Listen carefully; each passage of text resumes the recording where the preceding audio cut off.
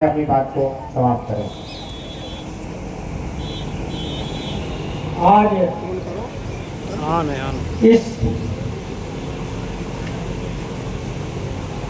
महान बाबा साहब डॉक्टर अम्बेडकर जी की 135वीं जयंती के अवसर पर यहाँ पर उपस्थित हमारे आदरणीय मुख्य अतिथि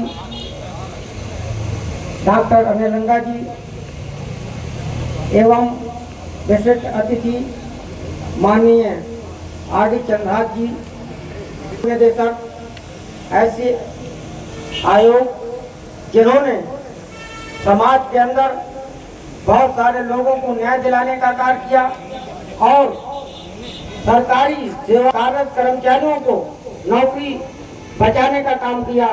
मैं उनको तहे दिल से अभिनंदन करता हूँ। जिला मजदूर यूनियन की तरफ से आज महामानव बोधसत्व बाबा साहब डॉक्टर भीमराव अम्बेडकर जी को नमन करते हैं और उनके जन्मदिन पर जिला मजदूर यूनियन INDWF की ओर से सभी को हार्दिक बधाई देते हैं। अभी क्योंकि समय कम है इसलिए अभी कुछ बाबा साहब के जो स्मरण है, जो उन्होंने खुद स्पीच दी है कि क्या अपनाना चाहिए क्या नहीं अपनाना चाहिए। बाबा साहब अम्बेडकर जी ने जुलाई 1942 को नागपुर में आयोजित अखिल भारतीय दलित वर्ग सम्मेलन में यह स्लोगन कहा था, शिक्षित बनो, संगठित हो, संघर्ष करो। शिक्षित बनने का मतलब क्या होता है?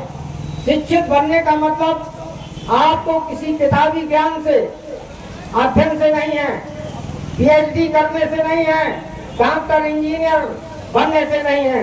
उनका मकसद था कि शिक्षा उसे कहते हैं जो सही को सही कह सके, गलत को गलत कह सकते, कहने की क्षमता को विकसित करती है। ये महात्मा ज्योतिराव फूले जी ने कहा। किंतु आज देश के अंदर क्या आदमी सही को सही कह रहा है, क्या गलत को गलत कह रहा है? नहीं। इसलिए बाबा साहब डॉक्टर अम्बेडकर ने कहा कि आपके अंदर इतना ज्ञान होना चाहिए। उसी को तथागत गौतम बुद्ध ने कहा, सम्यक दृष्टि, सम्यक वाचा और सम्यक कर्मांत के तहत आपको काम करना चाहिए। इसी के तहत संगठित होगा मतलब बाबा साहब ने कहा जो इस देश के अंदर जाति भक्ति योग समाज और सामाजिक असमानता फैली हुई है, इसको लाने के लिए आपको संगठित होना है। आपको संगठित इसलिए नहीं होना है कि किसी मुद्दे को लेकर हम धरना प्रदर्शन कर रहे हैं, सड़क पर उतर रहे हैं, हमारे ऊपर मुकदमे लिखे जा रहे हैं। हमारा मकसद इस देश के अंदर जाति व्यवस्था का खात्मा करना है और भारत के अंदर सामाजिक समानता को लाना जरूरी है, जिसको बाबा साहब डॉक्टर अम्बेडकर ने भारत के संविधान की प्रस्तावना में लिखा है। सामाजिक, राजनैतिक, आर्थिक न्याय, समता, बंधुत्व और न्याय को हम उस संविधान के अंतर्गत अंगीकार कर चुके हैं। किंतु इस देश के अंदर कुछ ऐसे लोग शासन सत्ता पर आने के बाद से देश की एकता और अखंडता को समाप्त कर दिया है। बाबा साहब ने एक अपनी स्पीच में कहा, नारे और लोगों को डराने वाली भाषण को छोड़कर पूर्वाग्रह को परे रखकर सभी को एक साथ लाने का प्रयास करना चाहिए। धर्म के क्षेत्र में भक्ति आत्मा की मुक्ति का मार्ग हो सकता है, परंतु राजनीति में भक्ति या नायक पूजा तानाशाही का रास्ता है। आप अपनी स्वतंत्रता को एक नायक के चरणों में समर्पित न करें या उस पर विश्वास करके इतनी शक्ति न दें कि वह संस्थाओं को ही खत्म करने में समर्थ हो जाए।